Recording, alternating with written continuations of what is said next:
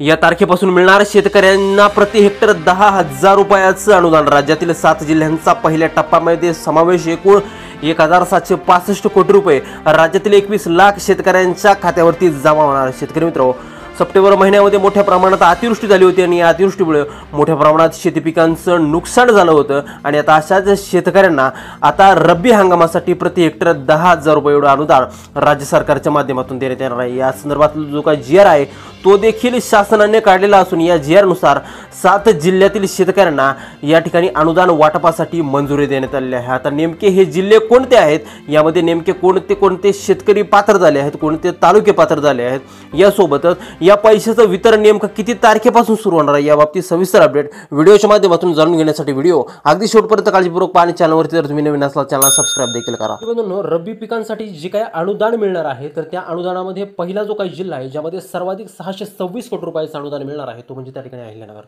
अहिल्यानगरमधील जे काही पिकांचं नुकसान होतं ते जुलै ते सप्टेंबर महिन्यामध्ये नुकसान झालं होतं आणि या नुकसान झालेल्या 8,53,000 शेतकऱ्यांना आता अनुदान मंजूर झालं आहे। या शेतकऱ्यांना त्या ठिकाणी 6,26,000 हेक्टरच्या मर्यादेमध्ये त्या ठिकाणी 626 कोटी रुपये 26 लाख रुपयांचं अनुदान त्या ठिकाणी मिळणार आहे आणि हे पुढील काही दिवसांमध्ये शेतकऱ्यांच्या खात्यामध्ये त्या ठिकाणी जमा करण्यात येईल।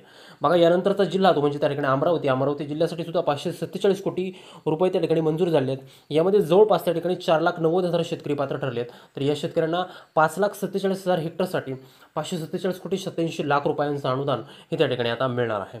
बघा शेतकरी मित्रांनो, पुढील जो काही जिल्हा आहे तो म्हणजे त्या ठिकाणी नाशिकमध्ये 302 कोटी रुपये मंजूर झालेले आहेत।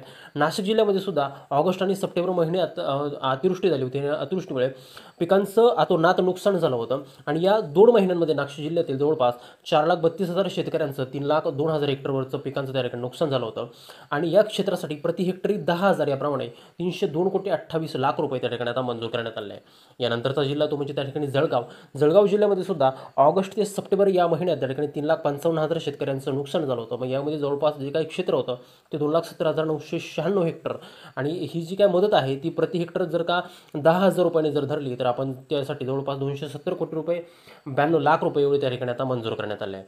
यापुढील जो काही जिल्हा आहे तो म्हणजे त्या ठिकाणी धुळ्यासाठी सुद्धा 11 कोटी रुपये त्या ठिकाणी देण्यात आले आहेत। मग यामध्ये त्या ठिकाणी 16,429 शेतकऱ्यांना जवळपास 11,618 हेक्टर पिकांसाठी प्रति हेक्टर 10,000 प्रमाणे 11 कोटी 61 लाख रुपयाचं अनुदान हे त्या ठिकाणी आता मंजूर झालेलं आणि हे अनुदान लवकरच त्या ठिकाणी आता शेतकऱ्यांच्या खात्यामध्ये जमा करण्यात येईल। बघा शेतकरी मित्रांनो, यानंतर जो काही जिल्हा आहे तो म्हणजे त्या ठिकाणी साताऱ्यासाठी 5.80 कोटी। मग यामध्ये जर का आपण पाहिलं तर हे जवळपास जे काय आहे ते 5,803 हेक्टरवरील शेती पिकांचं नुकसान झालं होतं आणि यासाठी जवळपास 5 कोटी 80 लाख रुपये हे मंजूर करण्यात आले। पुढील जिल्हा आहे तो म्हणजे त्या ठिकाणी नंदुरबार जिल्ह्यासाठी जवळपास 956 शेतकऱ्यांचं नुकसान झालं होतं। मग या 956 शेतकऱ्यांच्या नुकसानीपोटी त्या ठिकाणी 456 हेक्टरवरती त्या ठिकाणी जवळपास 45 लाख रुपये एवढं अनुदान त्या ठिकाणी आता मंजूर करण्यात आलं आहे। पुढील जो काही जिल्हा आहे तो म्हणजे त्या ठिकाणी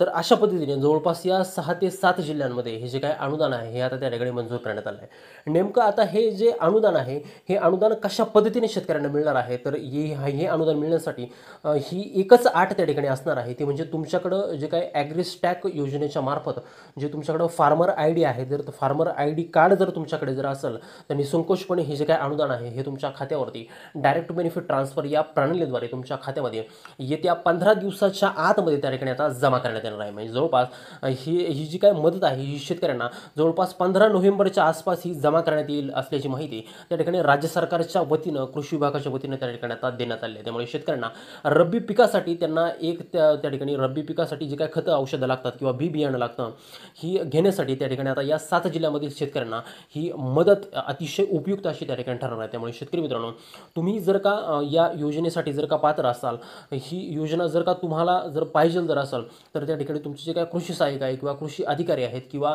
जे काही तुमचे तलाठी आहेत यांना संपर्क करून तुम्ही या योजनेमध्ये बसत आहात का हे एकदा विचारून घेणं हे तुमच्यासाठी फार गरजेचं ठरणार आहे। त्यामुळे शेतकरी मित्रांनो, दिलेली माहिती जर उपयुक्त वाटली असेल तर व्हिडिओला एक लाईक नक्की करा, तुमच्या मित्रांपर्यंत ही उपयुक्त माहिती लवकरात लवकर शेअर करा।